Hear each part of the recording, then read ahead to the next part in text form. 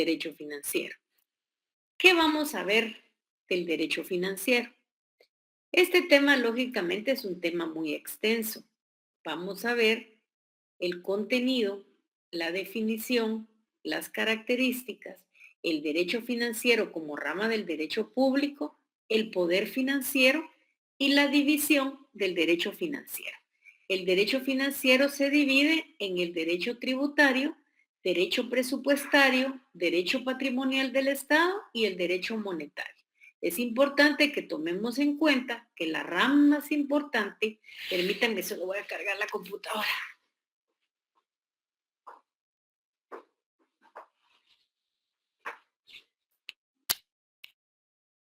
Que la rama más importante del derecho financiero es sin duda el derecho tributario. ¿Por qué razón? Porque le da los recursos necesarios para poder satisfacer las necesidades de la población. Es como el que le da el dinero para que el Estado cumpla con sus funciones. Permítanme que hay aquí en cola unos alumnos, solo los vamos a admitir.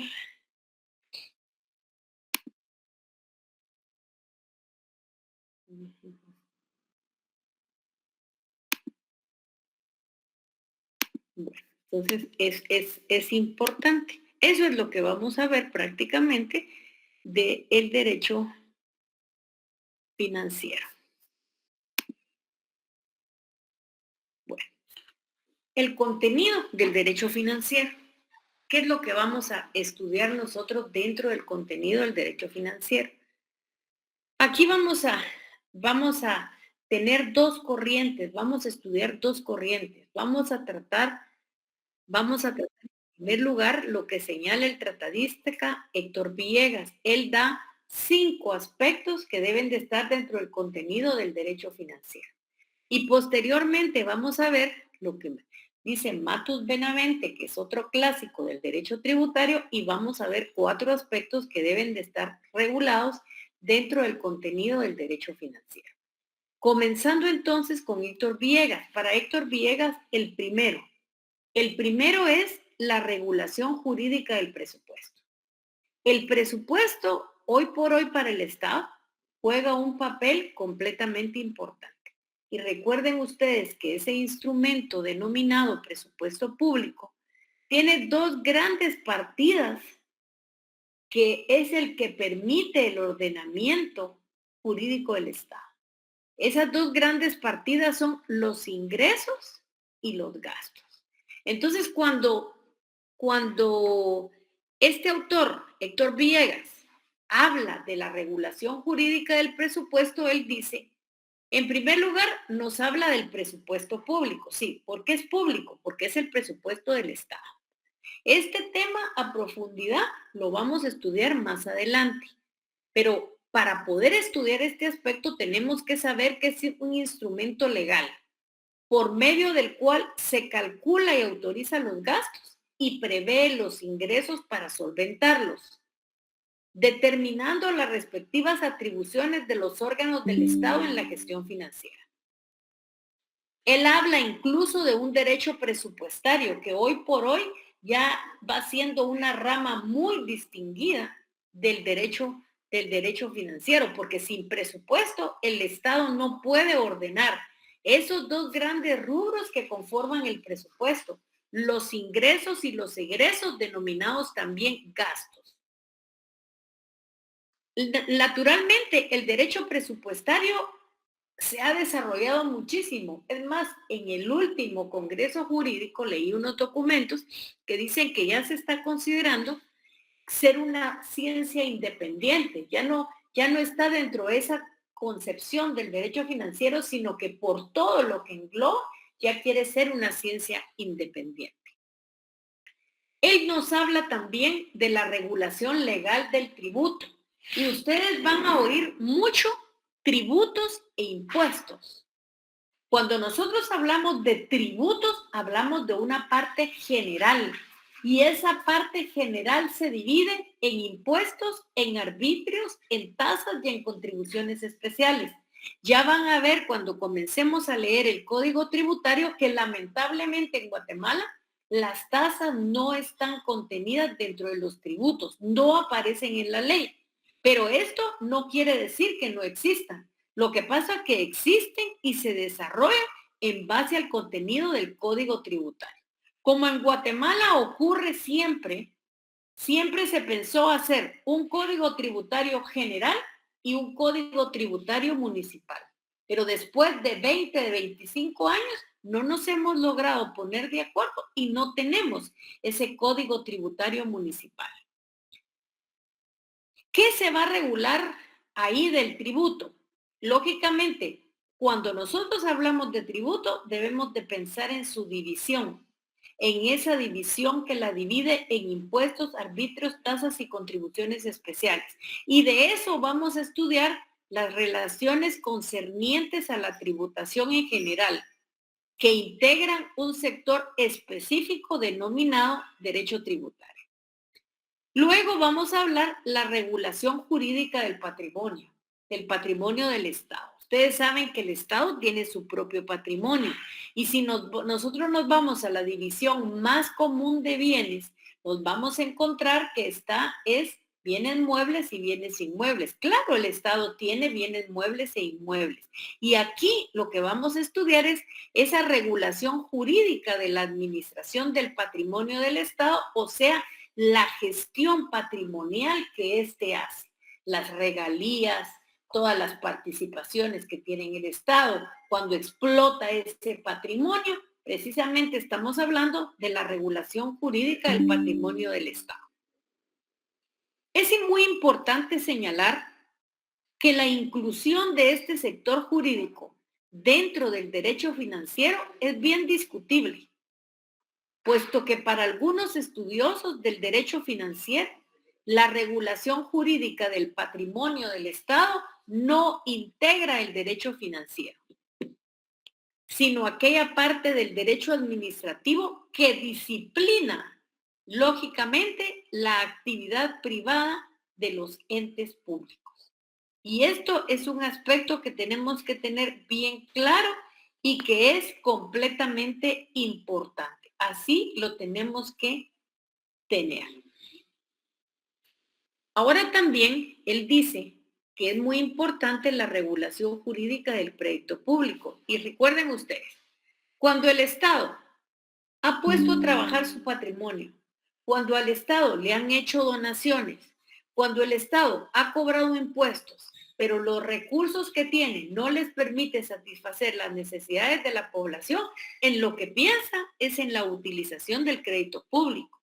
Lógicamente, la utilización del crédito público trae como algo agregado, y ese agregado es la aparición de la deuda pública, que hay que pagarla. Claro, me dan el dinero, que pueden ser entes extranjeros o entes que están dentro del Estado, particulares o no particulares, tengo como Estado que calificar, pero me dan el dinero, pero a cambio yo tengo que pagar la deuda. Entonces, esta regulación del crédito público, esto debería de ser una figura que no debería ser utilizada normalmente, sino que por el contrario, debería de ser una figura extraordinaria cuando efectivamente, por cualquier razón, el Estado no puede tener el dinero necesario para satisfacer las necesidades de la población. Esto quiere decir que cuando hablamos de la regulación jurídica del crédito público, esto se refiere a la regulación legal de todos los aspectos que se refieren al crédito público, que está formada por todas las normas jurídicas que disciplinan las múltiples relaciones que surgen entre el Estado y los prestamistas, cuando el Estado utiliza los fondos provenientes del crédito público. Sí, usa los fondos del crédito, pero tiene que pagar la deuda. Por eso les digo, debe de considerarse una figura extraordinaria. Y por último tenemos la regulación jurídica de la moneda, que se refiere al conjunto de normas jurídicos económicas relacionadas con la moneda y que constituye el derecho monetario de reciente elaboración. Yo tengo mis dudas que el derecho monetario sea de reciente elaboración, porque desde que apareció el Estado surgió la moneda, y recuerden ustedes que es prácticamente de la Revolución de Octubre cuando cuando se comenzó a ordenar lo que era el derecho monetario y ahí se creó la ley monetaria y la ley de libre negociación de divisas. Nosotros, cuando el dólar llegó tan arriba que sigue teniendo, no pensamos en perder nuestra moneda, sino ¿qué pensamos en hacer? Lo que nosotros pensamos en hacer lógicamente, ¿qué era?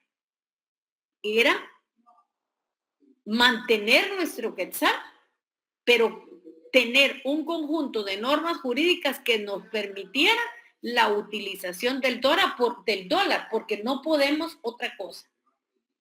En cambio, tenemos a nuestro vecino El Salvador. ¿Qué hizo El Salvador? Adoptó como moneda el dólar y desechó su moneda nacional. Pero eso ya se trata de la identidad que nosotros tenemos con nuestra moneda. Ahora aquí entra Matus Benavente y él dice, bueno, aparte de estos 5 contenidos que son importantes, también hay importante sumarles otros 4 contenidos. ¿Y cuáles son? La teoría financiera.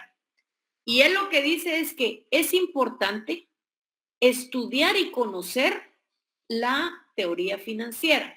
¿Para qué? Para poder crear, modificar e interpretar la norma financiera y poder aplicarla. Es importante que los diputados, que el Congreso de la República conozca la norma financiera.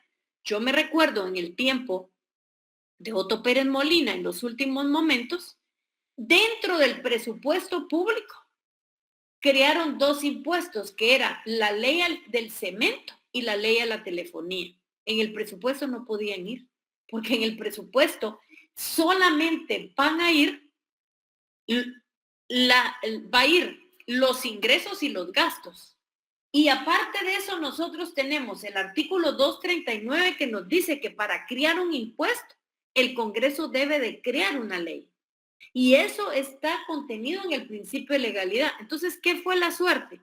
Lo metieron dentro de la ley del presupuesto, plantearon las inconstitucionalidades y se quedó sin efecto. ¿Por qué plantearon la inconstitucionalidad? Por la violación del artículo 239 de la Constitución, que es un principio base del sistema jurídico tributario guatemalteco y que todos lo debiéramos de conocer al dedillo. ¿Qué dice el artículo 239? Nosotros en Guatemala le llamamos principio de legalidad, pero en otros países le llaman principio de reserva de ley. Y nuestro artículo 239 que está en la Constitución dice, corresponde con exclusividad al Congreso de la República decretar impuestos ordinarios y extraordinarios, arbitrios y contribuciones especiales conforme a las necesidades del Estado, de acuerdo a la equidad y la justicia tributaria, así como determinar las bases de la recaudación, especialmente las siguientes. El hecho generador de la relación jurídica tributaria, las exenciones, el sujeto pasivo del tributo y la responsabilidad solidaria, la base imponible y el tipo impositivo, las deducciones, los descuentos, las reducciones y recargos y las infracciones y sanciones tributarias. Son nulas ipso iure las disposiciones jerárquicamente inferiores a la ley que contradigan o tergiversen las normas legales reguladoras de las bases de recaudación del tributo. Las disposiciones reglamentarias no pueden modificar dichas bases y se concretarán a normar lo relativo al cobro administrativo del tributo y establecer los procedimientos que faciliten su recaudación. O sea, ahí nos están dando una receta de cómo deben de estar los impuestos y qué deben de contener las normas de los impuestos. Lógicamente, si cuando incluyeron los impuestos dentro del presupuesto, hubieran conocido teoría financiera, nunca lo hubieran hecho. ¿Por qué? Porque sabían la existencia del artículo 239 de la Constitución. No se concibe, no es lógico que se pueda crear e interpretar las normas del derecho financiero sin conocer la teoría financiera. Los legisladores, para poder crear la ley financiera, deben conocer la teoría financiera, deben de conocer los impuestos, deben de conocer el tipo de impuestos que tenemos, directo e indirecto, y deben de conocer los principios fundamentales que deben de regir en los impuestos contenidos en la Constitución. Dígase capacidad de pago, legalidad, principio de justicia. Es necesario saberlo. Yo les dije a ustedes al principio del curso que derecho penal tiene que ver mucho con la Constitución. Se debe de respetar lo contenido en la Constitución. Lo mismo pasa en derecho tributario. Aquí no se pueden crear impuestos si no se cumple con el artículo 239 de la Constitución. No puede usarse la analogía y decir, la ley dice esto, entonces yo pienso que es lo otro. No, así como los delitos están en el Código Penal, resulta que también en las leyes tributarias está la relación jurídica tributaria y está la determinación del tributo. Y sobre eso no nos podemos salir. Recuerdan ustedes que en el derecho financiero nosotros tenemos un procedimiento contencioso administrativo en materia tributaria, que hoy por hoy sigue siendo en única instancia.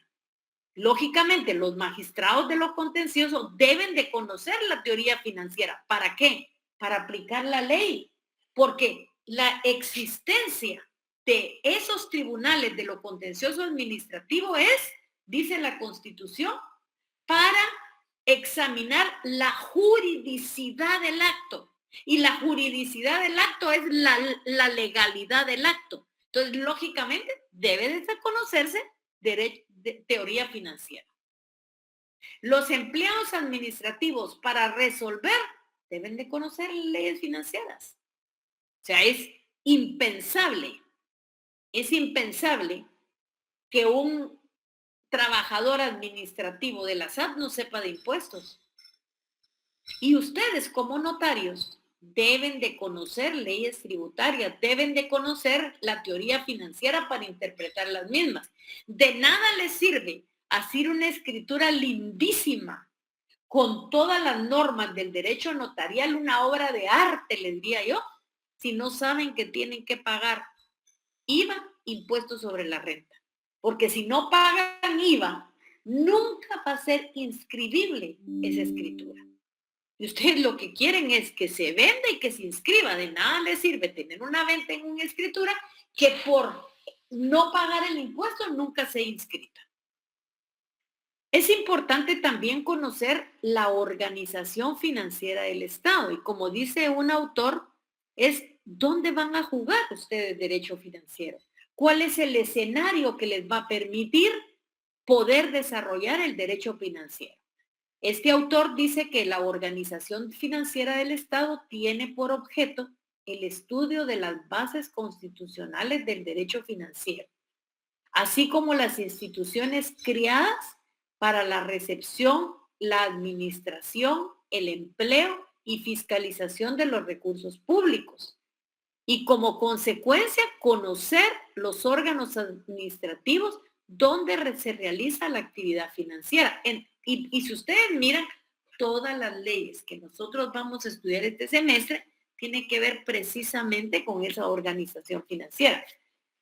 Vamos a ver el Banco de Guatemala, la ley orgánica del Banco de Guatemala. Y dentro de la ley orgánica de Guatemala está miren, que es la Junta Monetaria. La Junta Monetaria es determinante para el derecho monetario, para todas las regulaciones monetarias en cuanto a nuestra moneda, el quetzal, y lógicamente nuestra paridad frente a moneda extranjera. Luego vamos a conocer el Ministerio de Finanzas Públicas y vamos a conocer órganos fiscalizadores importantes como la Contraloría General de Cuentas, que es la que tiene a su cargo la fiscalización de los ingresos y los egresos del Estado. Entonces, esa es toda la plataforma. Es más, vamos a ver también la ley orgánica del presupuesto y vamos a ver el Ministerio de Finanzas a través de esa dirección, que es la dirección del presupuesto nacional. Ese es el escenario en el que nosotros nos vamos a menear. Y lógicamente la parte práctica tiene que ver en cuanto a estas leyes. Vamos a ver también la relación entre el Estado y los sujetos pasivos de la obligación tributaria. Antes de entrar al análisis de este tema, es importante señalar que muchas veces la relación jurídica tributaria es confundida con la obligación tributaria. Al contrario, de esa relación jurídica tributaria surge muchas veces la obligación tributaria. ¿Por qué? Esa interacción entre el sujeto activo, que es el Estado, y el sujeto pasivo, que es el contribuyente, apoyado en los impuestos que existen, ahí surge la obligación tributaria. Mi obligación tributaria es cuando yo pago el impuesto de conformidad con la ley. Algunos tratadistas estudiados por nosotros se refieren a esa diferencia y agregan que es erróneo atribuirles el mismo significado. No tienen el mismo significado la relación jurídica tributaria y la obligación tributaria. Son dos cosas relacionadas pero diferentes. Y aquí es importante determinar que puede haber relación jurídica tributaria sin que exista una obligación tributaria. Y aquí les pongo yo un ejemplo, porque ya estoy viendo las caras como quien dice, bueno, ¿y esto qué? Se relacionan, pero no hay obligación. Pongamos el ejemplo. En la ley del impuesto único sobre inmuebles, que para mí esa es una ley súper inconstitucional, porque van a ver que no cumple todas esas características del 239. ¿Por qué? Porque el sujeto pasivo hay que adivinarlo. No está claro como el resto de leyes, pero ahí está, han planteado las inconstitucionalidades y nunca las han otorgado. Entonces, ¿ahí qué dice? En esa ley dice que el propietario y el poseedor de bienes inmuebles debe de pagar un impuesto. Y hay una tabla que grava el valor de los inmuebles. El primero habla que la propiedad que esté valorada de 1 quetzal a 2,000 quetzales está exento de pago. Yo sigo pensando que ya no hay impuestos de 2,000, ya no hay inmuebles de 2,000 quetzales. Si un par de zapatos vale 2,000 quetzales, es ilógico que un inmueble, por pequeño que sea, pueda costar 2,000 quetzales. Eso ya perdió actualidad. Y por eso las municipalidades ya no tienen inmuebles de 2,000 quetzales, porque en la práctica no existen. Entonces, ¿qué dice ese artículo?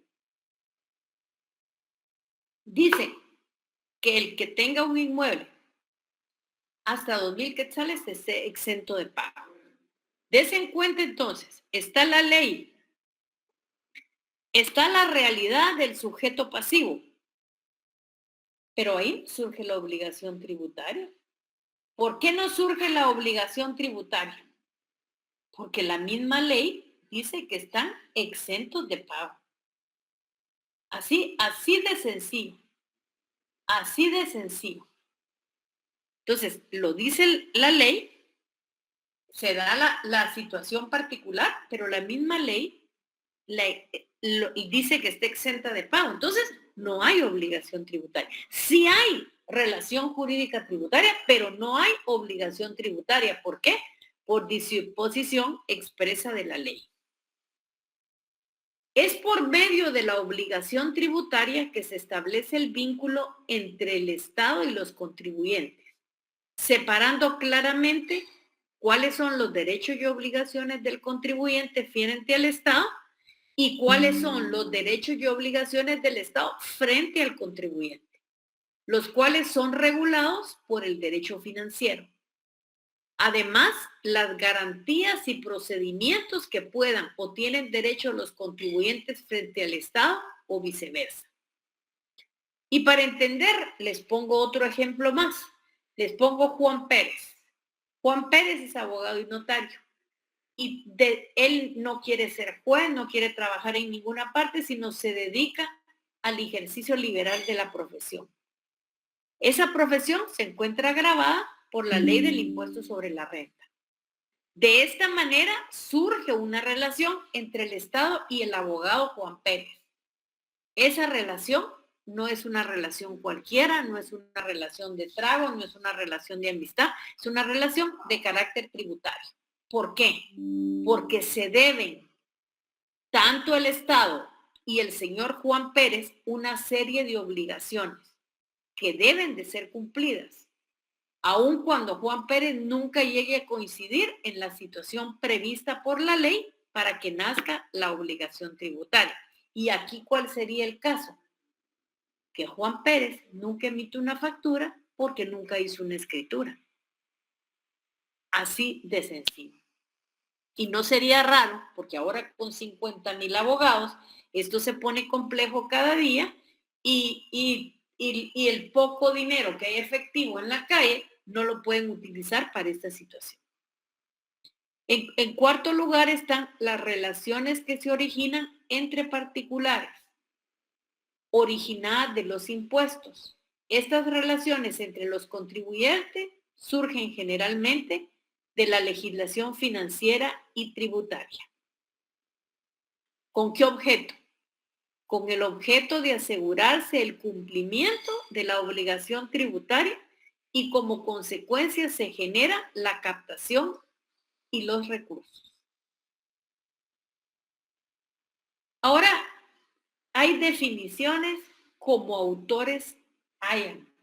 Vamos a ver una serie de definiciones. Yo no les voy a preguntar por autor. Ustedes lo que tienen que saber es las definiciones. Yo no les voy a preguntar por autor. Vamos a, en primer lugar, ver una definición anónima. Y dice que derecho financiero es una serie ordenada de normas científicas y positivas, referente a la organización económica de los gastos e ingresos del Estado. Ahí le faltaba una E. Se lo vamos a poner de una vez. De los gastos.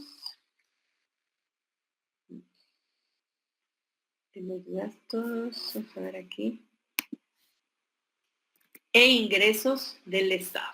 Ahí está. Matut Benavente, que ese es el autor que estamos utilizando en este tema. ¿Qué dice él? Él dice que es una disciplina jurídica que estudia principios y preceptos legales que rigen la organización del Estado. ¿Para qué? Para la percepción, para la administración y para el empleo de los recursos públicos y las relaciones jurídicas a que los impuestos dan origen para el Estado, para los contribuyentes, como los que se generan a consecuencia de la imposición.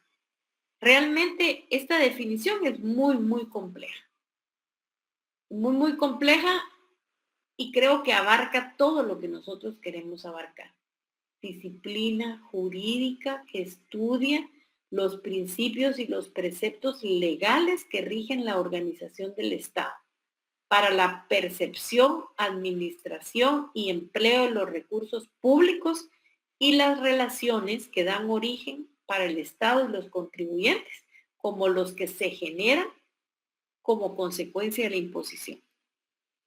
Fernando Sáenz de Bujanda, este también es considerado como un clásico de clásicos. ¿Qué dice él? Él dice que es una disciplina que tiene por objeto el estudio sistemático de las normas que regulan los recursos económicos que el Estado y los demás entes públicos pueden emplear para el cumplimiento de sus fines, así como el procedimiento jurídico de percepción de los ingresos y de ordenación de los gastos y pagos que se destinan al cumplimiento de los servicios públicos. Hipólito Rossi. ¿Qué dice Hipólito Rossi? Es una rama del derecho público que estudia y programa los principios e instituciones jurídicas que deben de regir la actividad del ente público consistentes en la dotación dineraria para atender a las necesidades estatales y las generales del país, la obtención de tales medios dinerarios, su administración e inversión y la realización dineraria de la dotación. Giuliani Funrush. Conjunto de normas jurídicas que regulan la actividad financiera del Estado en sus diferentes aspectos, órganos que la ejercen, medios en que se exterioriza y contenido de las relaciones que originan. Giannini nos da dos. Dice, es el conjunto de normas que disciplinan las recaudaciones, la gestión y el gasto de los medios necesarios para la vida del ente público. Es el conjunto de normas jurídicas que regulan la actividad financiera del Estado.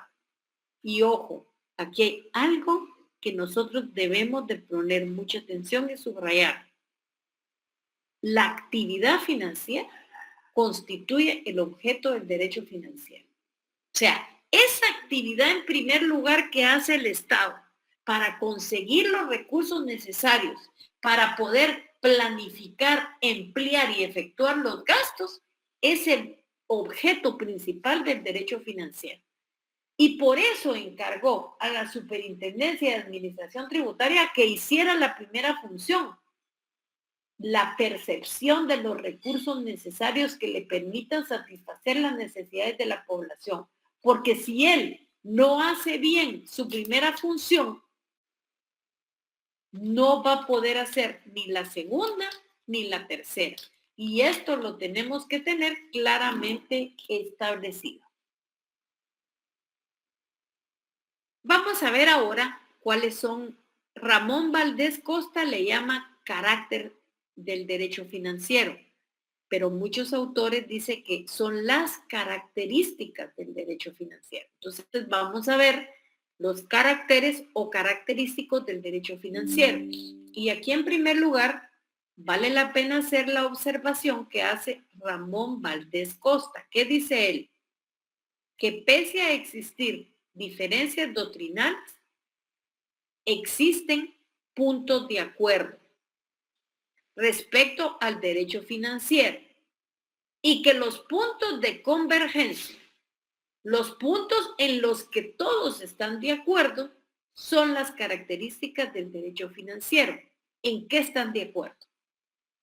En primer lugar, a que el derecho financiero es un derecho autónomo.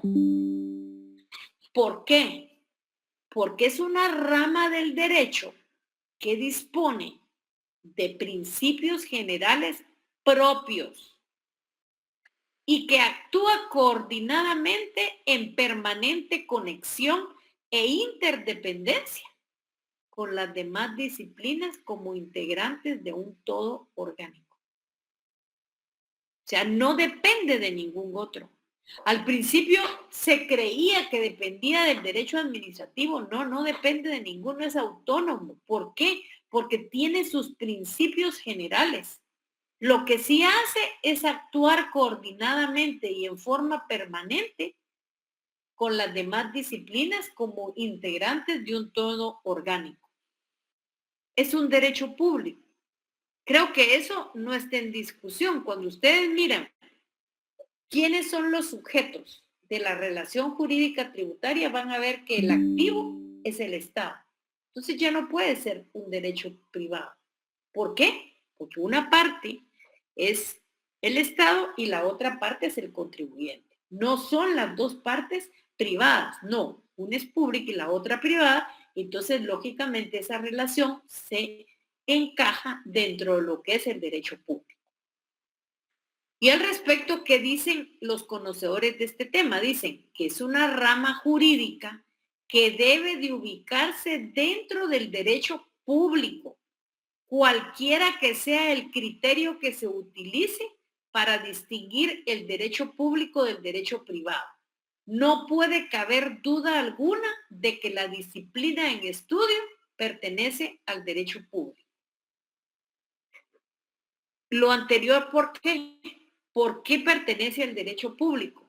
Porque las normas financieras no están destinadas a atender directamente las necesidades de los particulares, sino a normar el poder estatal de mando en el campo financiero.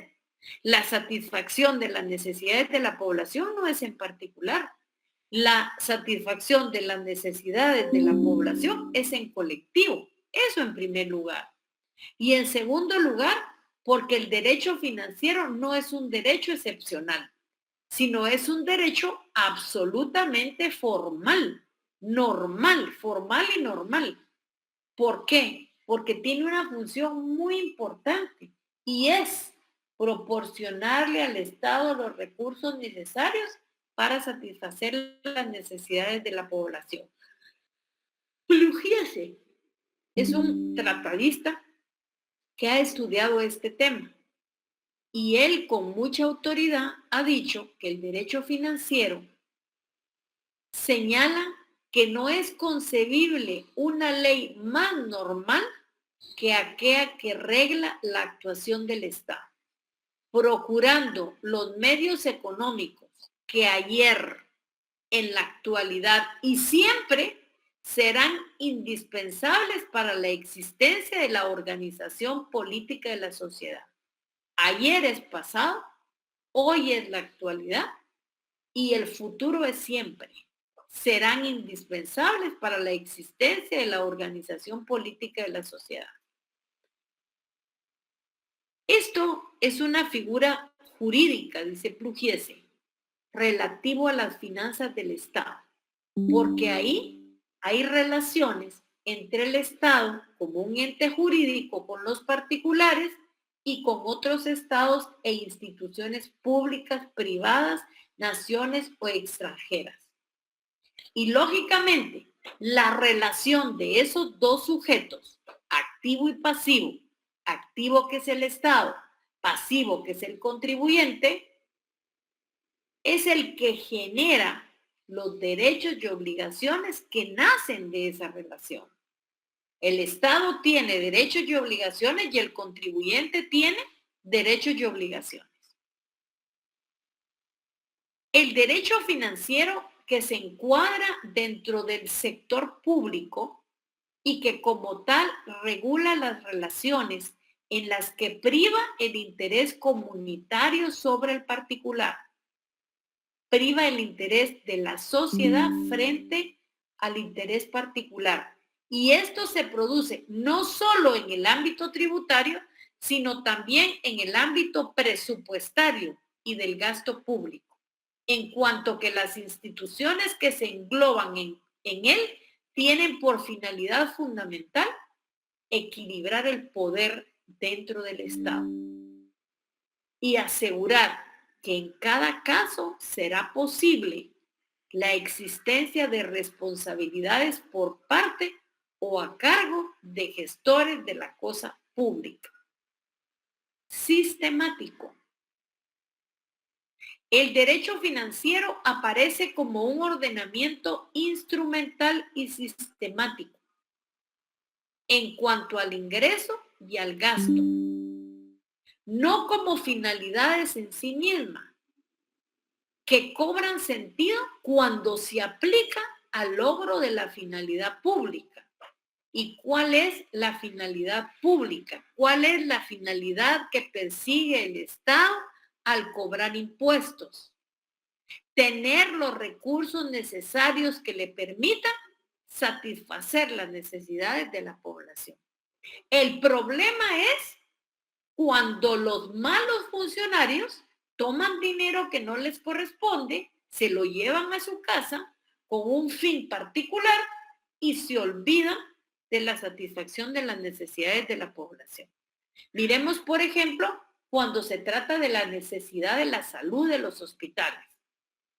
Hay gente que tiene cobertura en el IX. Hay gente que tiene cobertura de un seguro particular. Pero hay gente que depende en un 100% de la necesidad que tiene y que presenta y que le va a ser solucionado por un hospital público.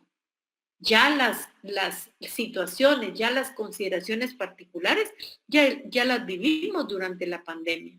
Ya vimos gente dormida en el suelo ante la incapacidad del Estado de poder satisfacer las necesidades de la población. Nosotros ya vimos lo que es correr por una vacuna, hacer grandes colas, porque creíamos que esa vacuna era la vida o la muerte, y el Estado incapaz de satisfacer las necesidades de la población. Y esto no es un tema de hoy, es un tema de ayer.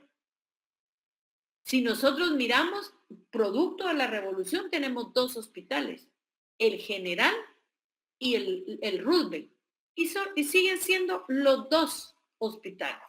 Ya lo que pasó en Chimaltenango, cada quien que lo juzgue y haga su análisis. El derecho financiero se compone de normas de carácter heterogéneo. ¿Qué quiere decir? Que no son iguales. Y aquí nosotros debemos advertir que el derecho financiero no constituye un sistema orgánico de relaciones homogéneas, sino por el contrario, un conjunto de relaciones de diversa naturaleza. O sea, tenemos solo en normas, tenemos normas tributarias y normas aduaneras, no son lo mismo. Pero tienen en común, tienen algo en común. ¿Y qué es lo que tienen en común? El hecho de referirse a las múltiples actividades que el Estado desarrolla en el campo financiero. El derecho financiero regula el interés financiero del Estado. Establece toda la estructura para que el Estado pueda obtener recursos, administrarlos y erogarlos. Y cuando nosotros hablamos de obtener recursos, administrarlos, erogarlos, si le aumentamos y fiscalizarlos, estamos hablando de la actividad financiera del Estado. Claro, si el Estado no regula la primera etapa, que es obtener los recursos, no podemos hablar ni de administración, ni de erogación, ni de fiscalización, porque ¿qué se administraría, qué se erogaría y qué se fiscalizaría? Nada. ¿Por qué? Porque no logró realizar la primera función, que era obtenerlos. Aquí hay algo más que dicen los autores sobre el derecho financiero como rama del derecho público.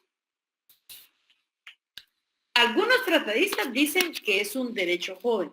Yo no estoy de acuerdo en eso. ¿Por qué no estoy de acuerdo de eso? Porque la necesidad del Estado de tener los recursos necesarios para satisfacer las necesidades de la población, no nacieron después de que el Estado se formó, sino nacieron en el mismo momento en que el Estado tenía que satisfacer las necesidades de la población.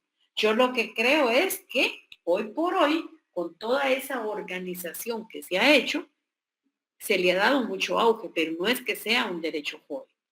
Que entró en discusión con el derecho administrativo, sí. Que al principio se consideró que era una rama del derecho administrativo, sí. Pero todos coinciden en que el derecho financiero es una rama del derecho público muy representativa. Aquí no hay contratos y es unilateral. Es más, cuando el Estado ejerce ese poder imperio, ni lo vemos, pero lo sentimos que nos está echando el ojo si no pagamos los impuestos. ¿Qué dice el autor Ramón Valdés Costa a este respecto? Él indica que pese a existir discrepancias doctrinales, existen puntos de convergencia. ¿Cuáles son esos? El derecho financiero es una rama jurídica que debe ubicarse dentro del derecho público. Cualquiera que sea el criterio que se utilice para distinguir el derecho público del derecho privado. No puede caber duda que el estudio pertenece al derecho público. Ni por la cabeza, no se les va a ocurrir por nada del mundo pensar que está dentro del derecho privado. No. Está dentro del derecho público. ¿Por qué? Porque hay una participación activa del Estado. Es público porque es el conjunto de normas que regulan el orden jurídico relativo a las finanzas del Estado, a las relaciones del Estado como un ente jurídico con los particulares, a las relaciones con otros estados e instituciones públicas que pueden ser privadas, nacionales o extranjeras, y los derechos y obligaciones que nacen de estas relaciones. Se encuadra el derecho financiero dentro del derecho público y que como tal regula las relaciones en las que priva el interés comunitario, el interés de todos sobre el particular. Y esto se produce no solo en el ámbito tributario, sino en el presupuestario y en el del gasto público, en cuanto que tienen